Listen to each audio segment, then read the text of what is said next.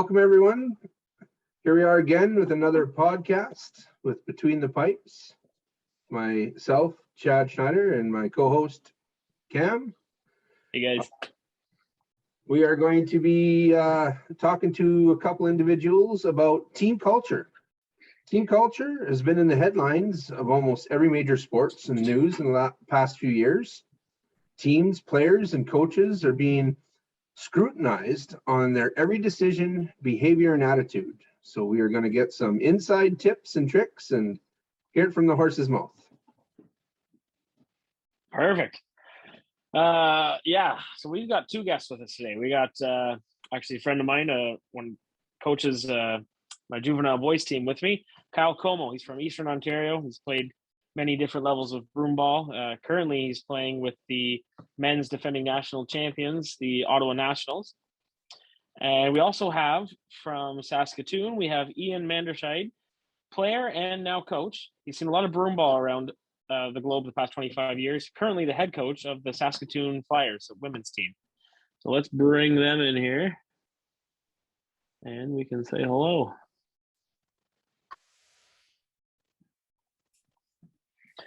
Hey guys, how's it going? Good. How are you? Good. Not so bad. Awesome. Thanks for joining us today. Yes, thank you guys so much for taking time on your busy schedules. It's broomball season is here upon us, and I know we're out giving her. So thank you for joining us this evening. Thanks for asking. Right on. So Yeah. I don't know if you guys have watched any of our wonderful podcasts that Cam and I do. We're pretty legendary. I don't know if you know that by now, but the way it's going to work tonight is we're going to ask you a series of questions. You guys are going to each get a chance to answer each question, and then we'll try not to heckle you too much with your answers that you give. So that's fair enough.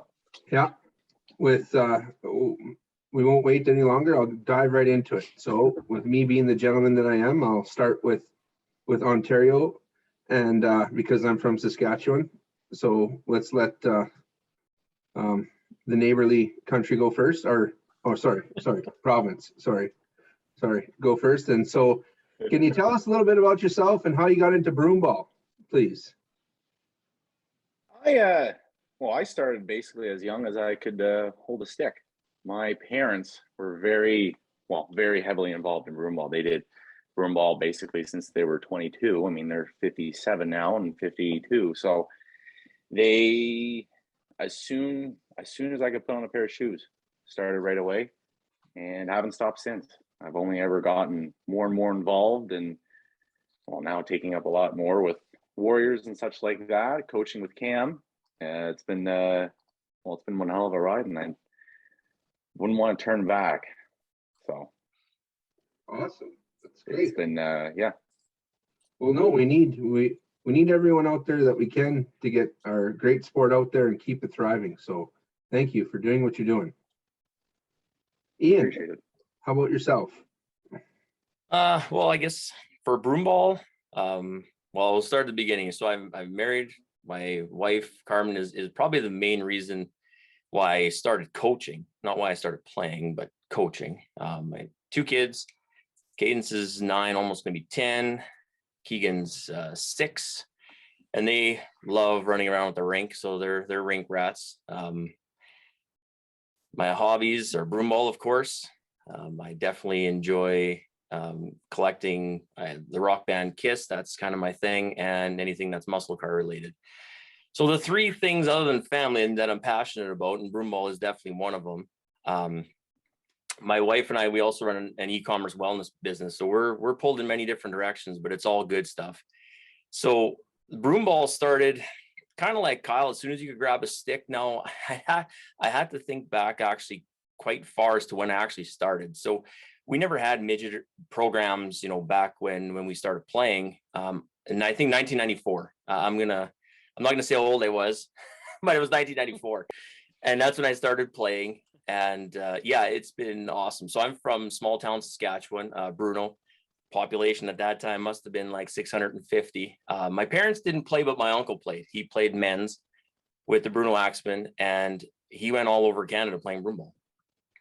And I remember he still has the lapel and the pendant, sorry, and all the pins pinned to it that you used to get when when you played a team, you used to trade pins. So I remember seeing that as a kid, and I just knew I was going to play broomball. It was not even a question. Things have changed that I don't play men's anymore, but I still play mixed. Every once a week we play mixed. And yeah, coaching this would be my 12th season coaching women's broomball. And that's, my wife plays on that team along with her sisters, and before it was, cousins and such. So yeah, I've been since 1994, been a broomball fan. Very cool. I couldn't even walk in 1994, so that'll age you a bit. But it's I hope to be playing that long as well. So that's very cool. So nice to meet you guys. Nice to meet you, Ian. Yes, likewise. So now let's get into the topic of the day, the culture in broomball. Do you feel that this sport, broomball, has a different culture than, say, other sports that you guys have tried, whether it's football, hockey, soccer, baseball? Comparing it to those sports, what do you think the differences are? Ian, we'll go back to you first. It's funny. So my sporting background was, you played everything. You played fastball, baseball, hockey. But for me, it was always the same group of people. Now, one thing I think that separates broomball from the rest, and this is, again, my personal perspective on this, it's a smaller community. Especially, Saskatchewan, maybe nationally it's different, but for Saskatchewan, it's a small knit community. Everybody knows everybody, and it makes it different. When we played hockey, we go to neighboring cities, but you never got to know anybody. You just knew you were playing like the Blazers, or you're playing the Red Wings or whatever. Didn't know any names, didn't know anything. But now, when we're playing it for the women's, when we're playing like the Odessa Storm or the Bruno Bombshells or Debner Big River, quite a few of the players, and it's a different. I try to perceive it or make sure it's a different type of mentality when you go out there and play. You still need to be friends at the end. Yeah. Is the way I look at it. Maybe when you don't know anybody, it's a little bit different. You can take a little bit different turn to it. But, the sport of broomball has taken me all over the world. And I want everybody else to experience it. But if you got a bad attitude, you're not going to experience it with my team. That's for sure. I agree with what you say there, because I remember as a kid playing Juvenile and stuff, I didn't really know anybody playing broomball. And I just played with the attitude of not caring and would just be an arse on the ice. And then I realized, after playing for a couple of years, seeing the same people over and over again, I was like, wow, I'm going to have to keep playing with these people for the next 20 years. So right. I better shut my mouth a bit and treat people with respect and everything, because I'm going to see them every week almost. So you're speaking the same words as I tell my players all the time. When I was 16, 17, 18, I was very, very focused in winning for my team, and I wasn't really worried about too much down the road. Now, again, Chad and his group of guys that have opened up the door for me in past years to play nationals and worlds with them. If I would have kept up that same attitude that it was a me only or a team, my team only, I wouldn't have had the opportunities that I had. So I really make sure that the girls realize that make sure that you keep the respect right, or keep the respect on the ice. And winning is good, and winning isn't necessarily everything. You still got to be able to wake up in the morning and look in the mirror. So yeah, I speak to those words for sure. Yeah. Kyle, what do you think about it all? Well, basically Ian hit right on the spot. Is I played almost every sport you can play, and where I live anyway. Hockey, soccer was a big one, baseball. And when it comes to what makes broomball, is I can't remember ever hanging out or talking to, on a personal level, any of the guys I played against in soccer or baseball and stuff like that. And when it comes to broomball, it just seems that even though you absolutely hate each other's guts on the ice, it comes down to, as soon as the game's done, you can have a conversation with them for 2 hours. You can talk for the rest of until you play each other again to go hit each other head on. Broomball is such an impact, and I find it, and like Ian said, was it's very close knit community. There's not there's not a lot of broomball players comparative to other sports. So you do play those same people a lot and in various different leagues and in various different tournaments. So you grow a lot of respect for each one of your players that you play against. And when it comes to, well, for coaching wise, teaching the kids and stuff like that is just showing that respect has a little bit of, you know, you can see into the future that how broomball is going to turn out, because, you know, once the kids show respect and stuff like that, it comes nice to see, and it just brings around the whole kind of community into that. So, yeah. No, Yeah. I couldn't agree more, Kyle. You know, I got into coaching too after playing because, you know, like Ian said, I've been a lot of places playing broomball, and it's been so good to me that I want to give back. And if I can give back by coaching, I want to do that. That's why I volunteered for this. That's why I volunteer on the boards that I'm on. I love this sport and trying to grow it, and we're trying to figure out ways. So thank you very much for doing your part.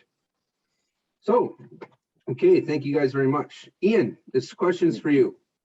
So you've been a player, right? Now you're a coach, right? So how do you create a team atmosphere within a team, right? What is the coach's role in that team culture, in creating that team culture, and how do you mold it and how do you sustain it?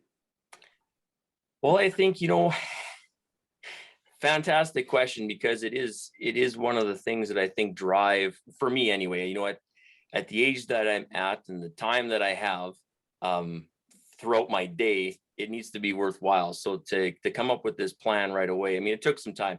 It's an evolutionary thing here. You know, when you first start, I was very fortunate, you know, the team that I coached in the Flyers, you know, they had won a couple of provincial titles that Carmen was on before I started coaching, and I just kind of rode on the coattails there for a while. And then as you get new players and you get different, you know, groups or such, you got to try and reel them all in. So what I did is we created a type of a mission statement. It's not something that we don't say this phrase every time we go out on the ice, but I make sure that everybody knows that I care, that I want everybody to do well, that we treat that, you know, other team with respect. And, you know, at the end of the day, have fun. That's what we play it for. We don't play it for money. We pay to play. Like, it's nothing more than you play it because you enjoy it. So if you don't enjoy it, then we have to figure out why, and we fix the whys. And, you know, I think as long as you keep it fun, and I try and keep it light in the dressing room. Now, again, there's different ways that you can do that. And, you know, I was really fortunate when I grew up, when I played hockey, we had a coach, and actually it was Dean Brockman. So he had coached the Saskatoon Blades, coached the Humboldt Broncos, Swift Current as well. So he always had this thing, you know, every practice, every game, we have to, you know, for the boys, we were like 15, 16. So we told a joke or whatever. And you know what? That is the best commune that I've had playing prior to coaching the Saskatoon Flyers.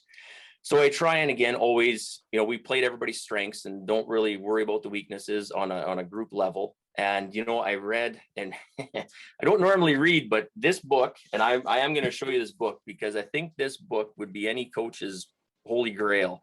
And it's from John Gordon, and he was the head coach of the Atlanta Falcons. It is a fantastic book, and he uses Mike Smith as well, which wrote The Energy Bus. And it's an unreal read for any coaching, for any sport, anything in life, really. So it helps you build that culture. It's the 7 C's to building a winning team or business, but I use it, you know, specifically for the Flyers, or for what I need for in the playing. But I think keeping it light, you know, keeping it fun are pretty crucial key points for me, for sure. I mean, yelling the negatives, that doesn't do any good. You can talk about the negatives and discuss. Everything's a learning moment. So I teach at SAS Polytech. I'm an instructor for the AST program, the Automotive Service Technology program. So I see 18 to 25-year-olds consistently, and we never, you know, we always, everything's a learning moment or a teachable moment. And I drag that over into broomball just the same. If we have an uh-oh at the red line, we discuss what the uh-oh was, and we try not to replicate it. So, you know, it's more than just one thing to make this whole machine work. It's many, many pieces, but I think that how to make that culture, is making as welcoming as possible. We have girls that really enjoy playing, and I haven't heard anybody tell me that I'm doing it wrong, and I don't know what wrong and right is, but I know what works for me, and I know what works for our team. So far so good. There's so many points to this, like I said before, that it's an evolutionary thing that you're learning every shift, every game, every tournament. You learn something new and how to do something better, do something different, and it's always learning. Yeah, I agree with all that. It's different too from team to team. Like no team's the same. I've coached teams differently over the years because you have to adjust to the types of players and the type of game they want to play, whether they're there to win or to just have as much fun as possible. It depends on how competitive you want to be, and there's so many variables you can't really just say this is how it's done.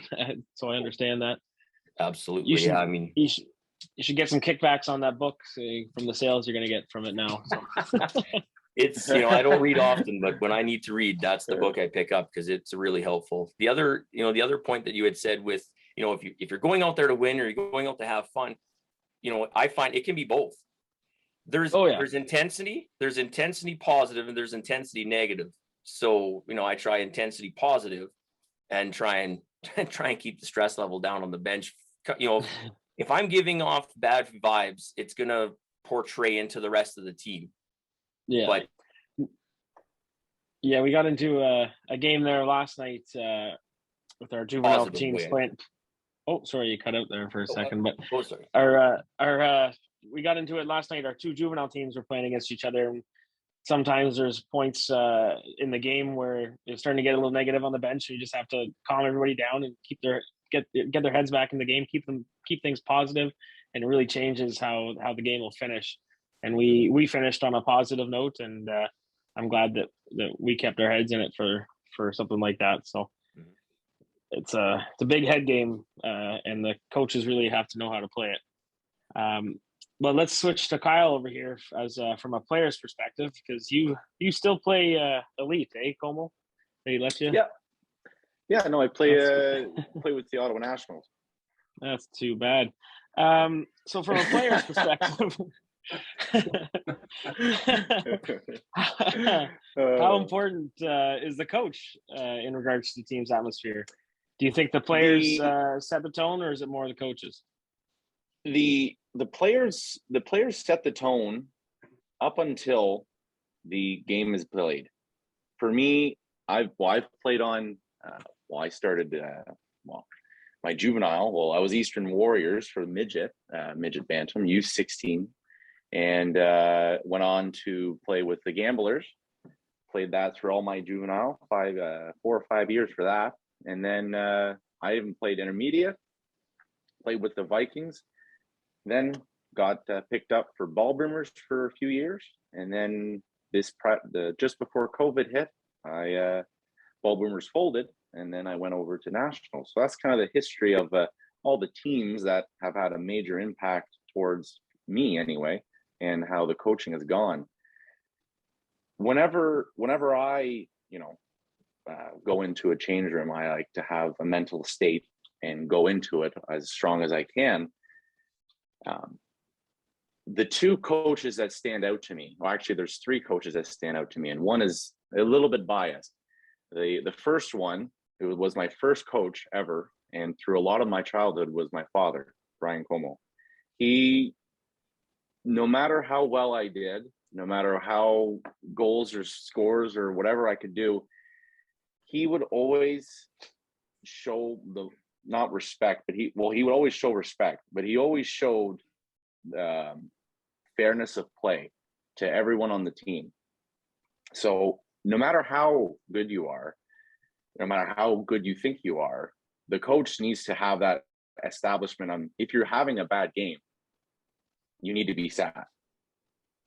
And in that sense, as he was very good at doing that. He was very good at not taking the feelings into it, which I think, and the bias out of it, which is, again, him being my father, you would think he'd be biased, but no, he was very good. And then the second coach, he benched you a lot, is what you're saying. he benched me a lot. If I wouldn't make a nice pass, or if I did things that would ruin the game or make bad plays or cost goals, which is the worst thing, or even penalties, I would be sad. And I mean, that's very good. The second one who really showed was Clayton Etterkirk. And he was the coach for Ball Boomers for me. And I never had Clayton as a coach in Juvenile or any time like that. So my first time ever was in Ball Boomers and stuff. So, and we would all laugh, have jokes and stuff like that. But as soon as he walked into the room, it was quiet. It was, to set that tone, to have that level of respect and stuff like that, it goes a long way in setting the tone for the game, because that's what we're all going down to is, we love to have fun. We love to play this game. But if you're going out there to win, you need to have that mentality to go out there and win. You can have fun doing it, but you got to have that mentality that you are going to win or play hard. And then lastly, it was Steve Norman. I had him for a very short amount of time, but he was very similar. As when he walked in, it was said and done. He set the tone, and that's how it should be. Players need to listen to the coach, not coach listen to the players. In the retrospect, as in when the coach decides something needs to be done, it's not a committee, it's the coach's decision. But that's really my aspect on it, because players do have their say and do set their tone and how the game is going, but it's the coach's ultimate responsibility to correct or make changes or to continue set actions. So yeah, I agree with you that on the ice, the coach has definitely set the tone, but as a team culture, I think the players have a big role on how everybody plays together and interacts with each other, because there's a lot, especially now with social media, there's a lot more interaction off the ice between all the players. Like, I know the teams we coach, they all have their group chats and stuff like that.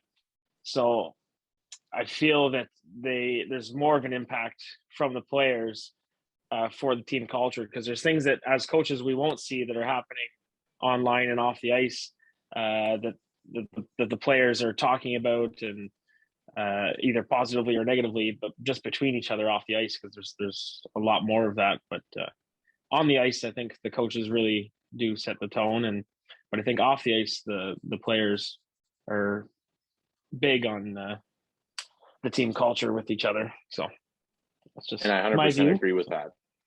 Yeah, no, that's very true on that.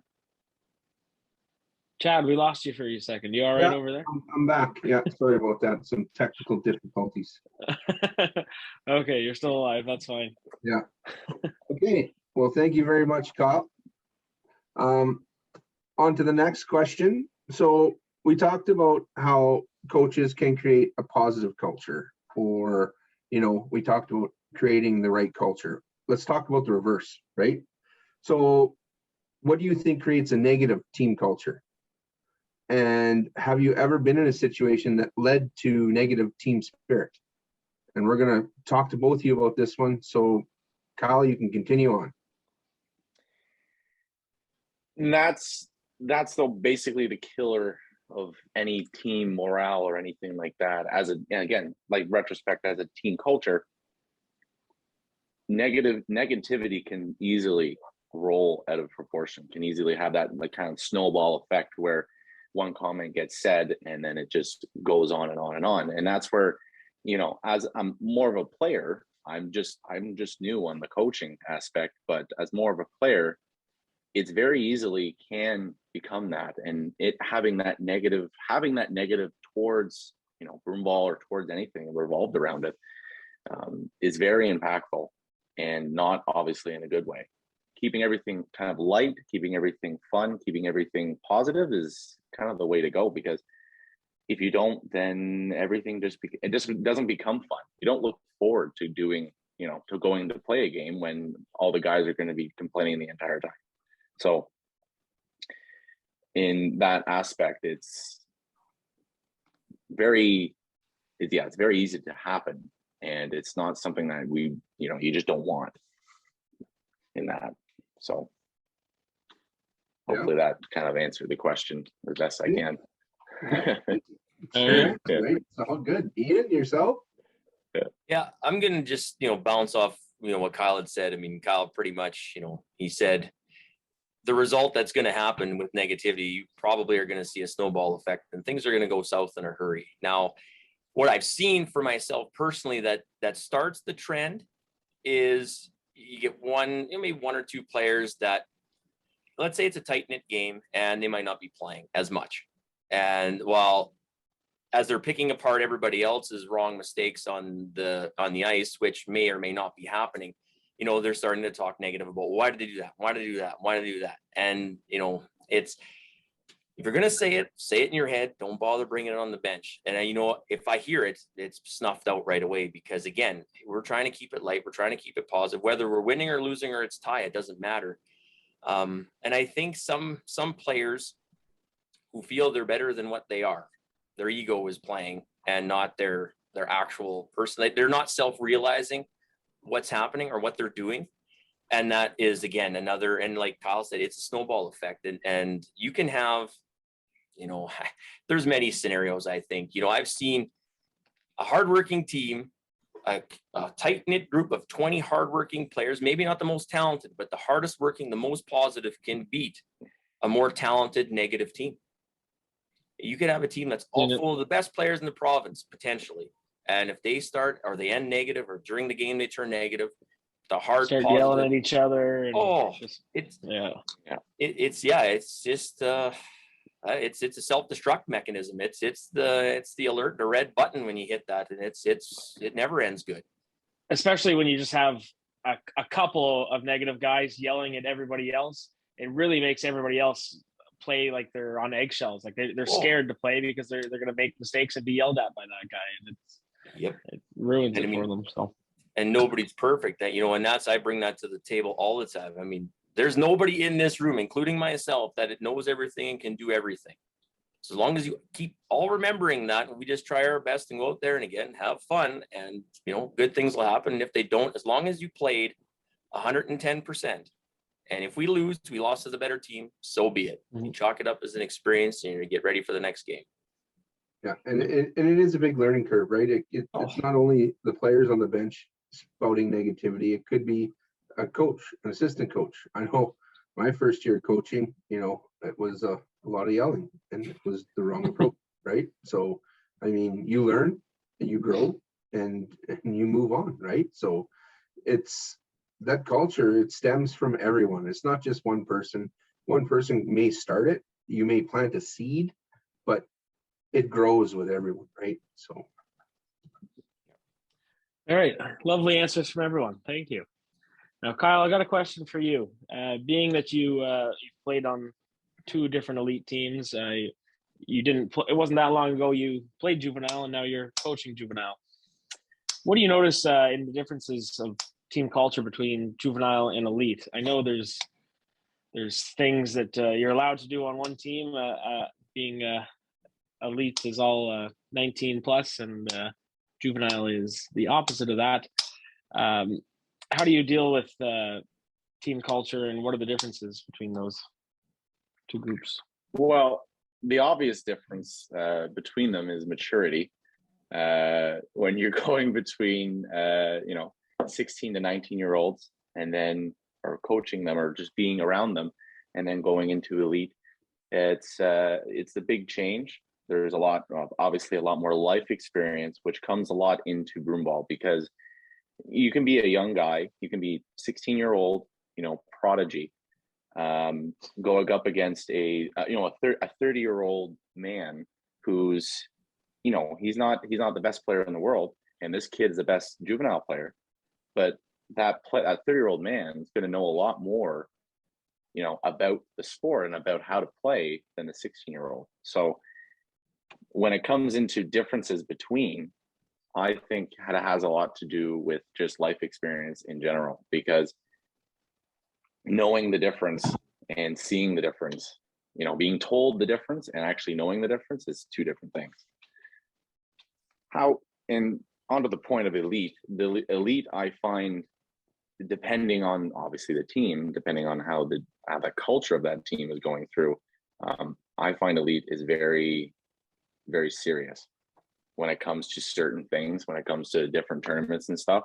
I think it really comes down to the coaches are not held back by saying to younger guys, they say bluntly and as, as truthfully as they can, where sometimes with younger kids, you have to say the nicer thing, or you can't outright just call them bad because they won't understand, they'll feel bad and it hurts their feelings. And I mean, I don't blame them, because I wouldn't want to be told by a 30-year-old, let's just say a 30-year-old man, that you're playing terribly and you should fix this and stuff like that. So yeah, between them is definitely, there's a lot of differences and there's a lot of things to go on. And yeah, I mean, that's all I have for that. Okay, well, hey, thank you. So there it is, juvenile versus senior, right? So now let's flip the script a little bit. Ian, let's go men versus women, right? You coach a women's team, a senior women's team. You played on men's teams. I believe you've helped coach some men. Have you a men's team, right? So I mean, you've been on the bench. So how is that different between men and women? It's different in all aspects. Like Kyle had mentioned, in a senior aspect, men's, I think you can probably just, and again, I don't mean this in any wrong fashion. This is just what I've seen, but I mean, sometimes you can flat out and say, you messed up. Let's not do that again, in maybe different kind of wording, but you can just be very forward about it. And you know what? It goes with knowing your players. I'm not saying you can go to any senior men's team, coach it, and just start, you did this and you did this and you did this, and just start just rifling off, direct comments because Ian just said you can because it's a men's team. Well, no, it's knowing your players. So, when I played juvenile after junior, so I was still maybe in my 20s, it was more direct for sure. But with the women's, now that I've coached them for 12 years and it's been pretty much the same group, there's been a change of 4 or 5 here and there, as people get older, they retire and we get some newer girls. It is different. And again, I can't speak specifically to anything else other than what I know. I have certain players that I can just flat out say, hey, don't do this, or this is what you did. But I think, in especially the last 3 or 4 years, we always just, we decompress everything, or we dissect every play. And it's never a direct, you screwed up, blah, blah, blah. We say, well, what can we learn from this play? And I find that works a heck of a lot better anyway. But every girl, really, I mean, you might have to say it a different way for such and such than you would for this person. But I think as a coach, if you really know your players, you know how to talk to each player as it goes. And again, it's an ever learning process. Some days you can do that, some days you can't. And it's not maybe because, it's not just women, I'm sure it's to the men's side or to the juvenile side too. But usually in men's, it can be more direct. I think, again, in my experience. 100% agree with that. Yep. Yeah. I agree too, Ian, and you are a better man than me, because I mean, I've coached, at the juvenile level, and I've coached at the senior elite level, and even coached at the midget girls level. Coaching senior women, I don't think I could ever do it again. I just can't. The Rolodex that they have in their head, that they remember every word you said from the very first practice to the end of the year, is unreal.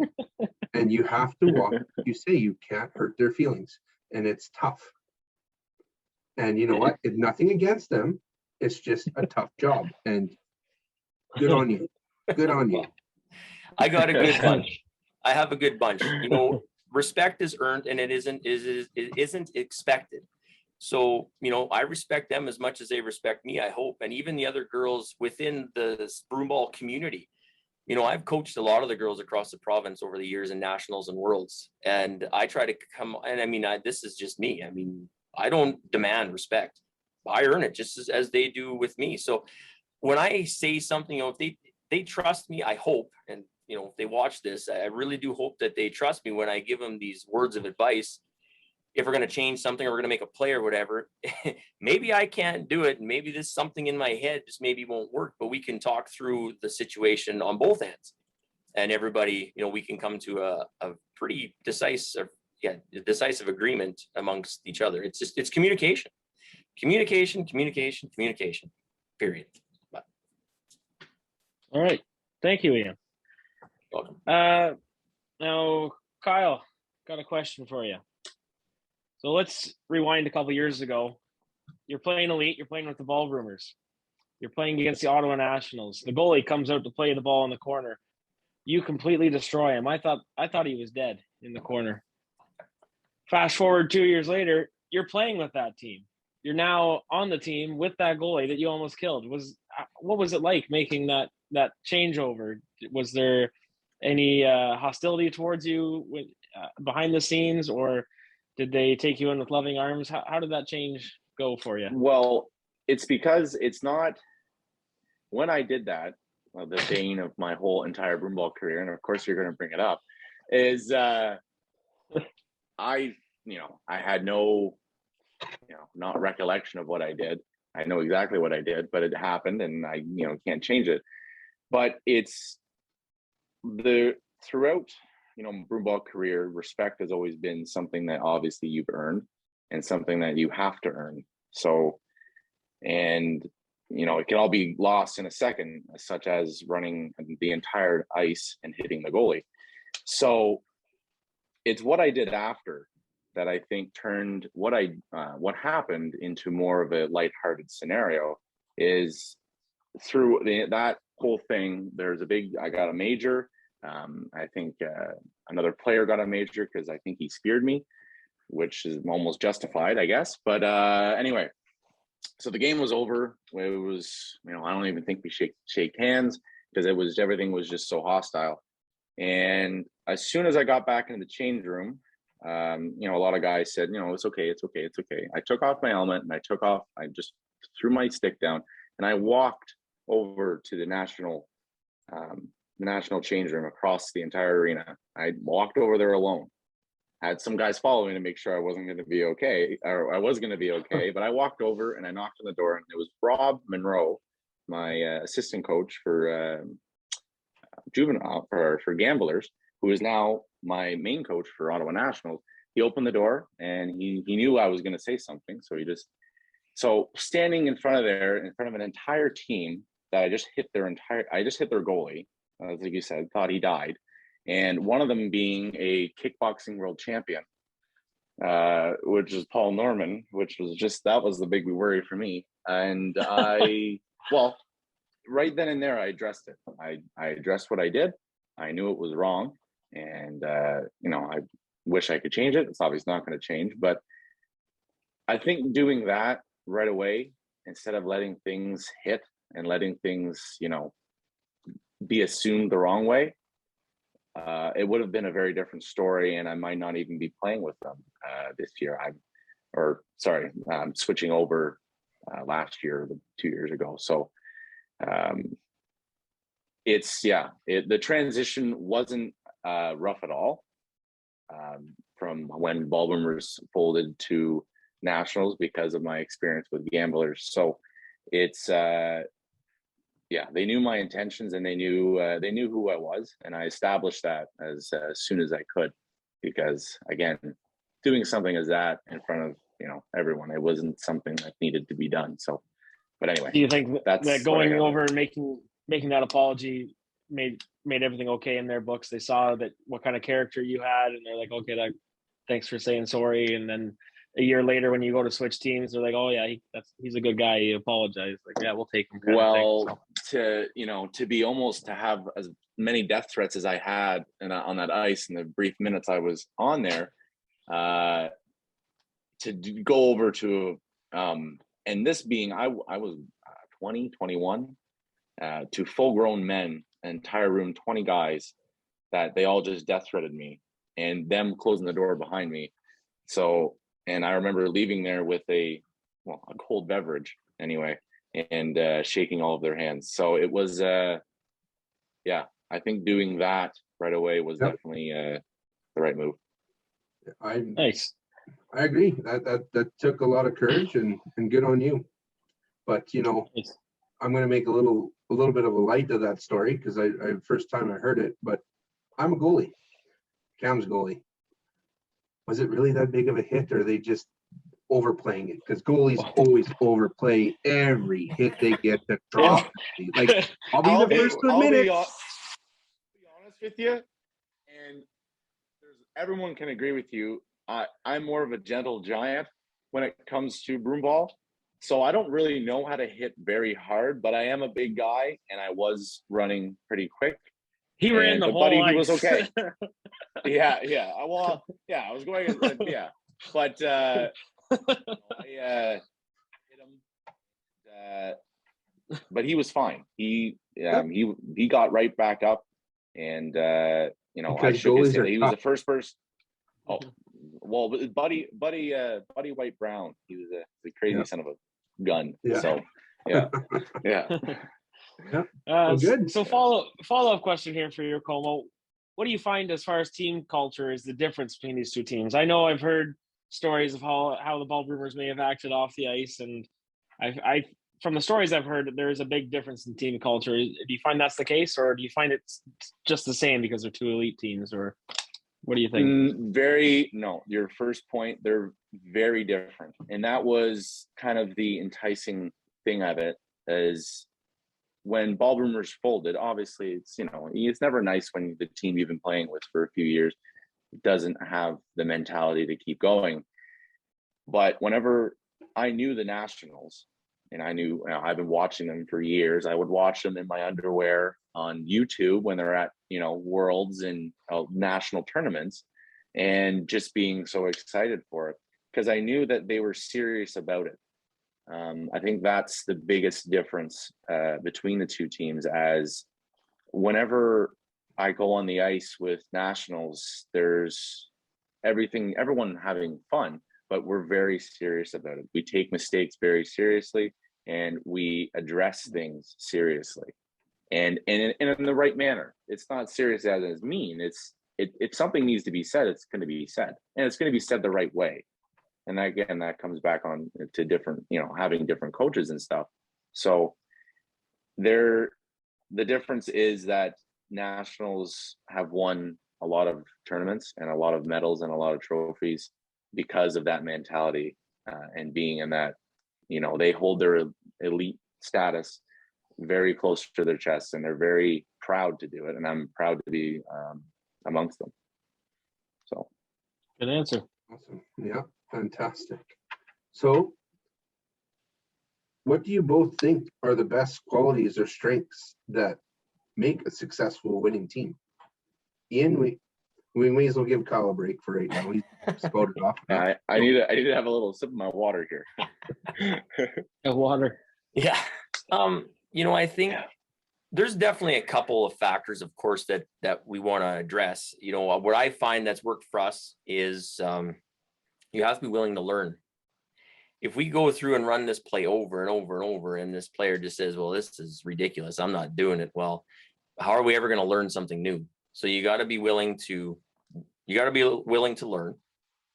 You have to be accountable for sure. So we have, you know, we try and do some, you know, fitness is a big thing for Broomball. You know, our ice time, I was telling Cam before, ice time's expensive. So we do more structured stuff at practice, you know, work on plays and stuff. When I first started coaching, I just basically just ran them, just conditioning. And I've had to, you know, switch and go, because ice is so expensive. I do more of the structure stuff in practice, and they're all in charge of their own conditioning. We are very fortunate. One of our players is a personal trainer, so we can bounce some ideas off of her, and she lends her knowledge to the rest of the team if they so choose to, you know, ask her stuff. Anyway, so they have to be accountable for their actions, and that means, you know, whether it's, you know, I'd say more so in the physical aspect of it, their wellness aspect of it, because let's face it, there's no gliding in broomball. As soon as your feet stop moving, your body stops moving. And you always, while you're on the ice, I mean, it's 35 seconds or 45 second shifts. they have to be at full speed, or you're always moving. You're not standing still. If you're standing still, you might be the goalie on the opposite. You know, you might be in the goalie and we're playing offensively, and that's fine. But as for the players, the 5 on moving the ball, you're always moving. So I think, you know, again, accountability, willingness to learn, and you have to have the hunger or grit. You know, and grit is something that you can't teach. It's something you cannot teach. I mean, I'm going to drop another book because this is the other one I'm reading, and it directly affects. It's so good because it's actually a thing where they talk about, you know, how do you light the fire? You know, like when I played broomball, I didn't need anybody to get me ready for a game.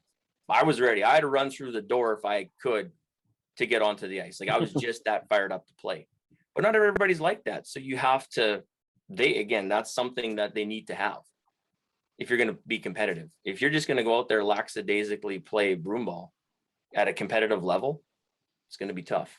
It's going to be really tough. If you call throwing up before a game, ready, fired up, ready to go, I'm in. I'm right behind you. So nerves are good. I think nerves are really good. I could never eat before a game ever. I was always nervous, but I was always excited nervous.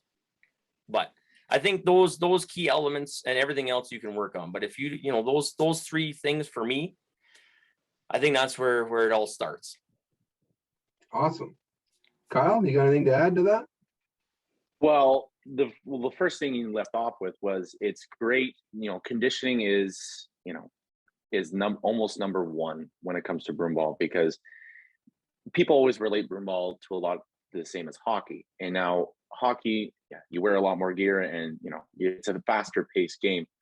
But like there's no gliding. In hockey, you get a couple good strides and you're off, and you can glide to the other side of the ice, or you can return. So it's conditioning is definitely almost I would say top 5 when it comes to points that you know you needed to do that. For me, and my dad always taught me this, is having that mindset, and that mindset to play not just at your best, but the mindset to be at the game.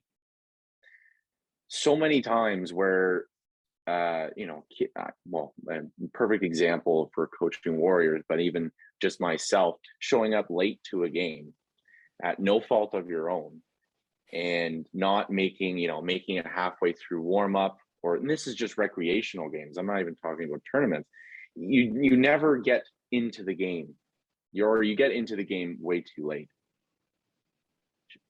For me, showing up on time, being there and wanting to play is just the number 1 things when it comes to that. Because if you don't show that and you don't do that, then I find that you can't play at your best, even if you are perfectly conditioned and you have the skill, because you're not into the game. You're thinking about what you're gonna, make for supper later or something like that. So it's mindset for me is one of the biggest aspects of it.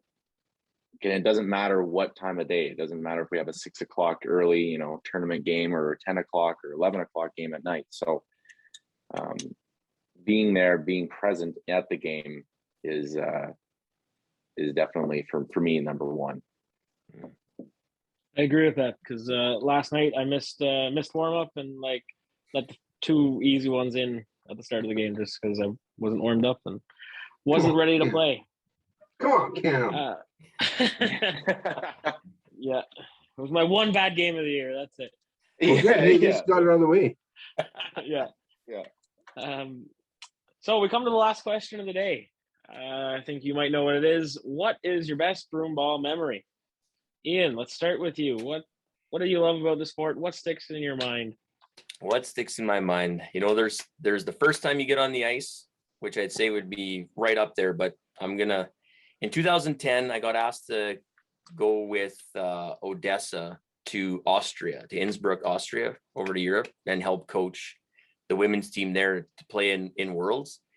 And Annette Gates was running it, and Annette she's done so much for the sport of broomball, like others in our province, but she had this all planned out. I just had to show up and help her coach, really. She had if you've ever been there, if you've never been there, it's something to see. Innsbruck is beautiful. She had everything planned out. We did all the sightseeing. We played the games. It was a super good team atmosphere. It was so good. I mean, and that kind of set the pace for where I wanted to, be with the rest of my, my coaching career off that one point, because she just had everything together, and the scenery. It was a really good experience. Now, unfortunately, we lost in the final to Italy on a headbutt goal, that's still tough to swallow. But the memory will always be there. I mean, hopefully I never forget it, because it was that good. Awesome. Worlds is a great time. Yeah. Como, your best memory? I've been actually pondering that question for quite a while. Actually, that was the one question that I wanted to actually, really think about. And I have a few answers, but I know I'm only going to give one. The one thing that sticks out to me, and it's weird because it's not a game-winning goal. It's not a particular time, I guess, or a certain event. For me, it's realizing that Broomball just changed me personally, and how I want to go at different things in life, or how I want to do different stuff, because basically the friendships that have came and the relationships that have came through Broomball, it can't be matched. Going up to just any game, let's say Russell, I play a various amount of leagues, a lot of them with Cam, and to be able to just strike up a conversation with anyone on the ice, and even the refs, shaking their hands at the end of the game, the coaches, playing with, playing against a certain guy, absolutely hacking the ever-loving HE double toothpicks out of them, and after the game, just talking about it as it never happened. Because it's just, I don't know. For me, it's the atmosphere. I wanted to say it was whenever I shot and scored a game-winning goal, or even going to Worlds with Cam. But for me, it's a collection of a lot of things, but it's that one thing, the relationships that Broomball has given. For me, that's just, it can't be topped. Yeah, I agree with that. So many people from across the world that I even talk to once in a while on Facebook, just from Broomball, or even at work. My boss never heard of Broomball, but now, like, once a month, I go to a job site and see somebody I've played Broomball with. My boss is like, "How do you know them? You know everybody plays Broomball." Or it's just, everybody. It's such a small knit community that if they play Broomball, it, and you'll be able to pick them out, talk to them about it, and hang out with them, even if you've only played against them once. Yeah, it's definitely something unique, almost unique to Broomball. So yeah, Kyle, you went deep. You went pretty philosophical there. Here, I thought you were going to use the hitting the goallie, but that's fine. yeah. We already heard that story, I guess. We don't need to hear it twice. Yeah. We already heard it. We didn't need to hear it twice. So, well, thank you guys so much for your time tonight. It's been a blast. Yeah. Thanks for doing everything you do in the sport of Broomball, and please don't stop. We got to figure out a way to get it going and get it growing, and hopefully we can spark it back up again and get some more teams. Agreed. Yeah, you're very welcome. Thanks again for asking me to be on the podcast tonight. I really appreciate it. Okay. All right, guys. We'll see everybody next month. Have a good one.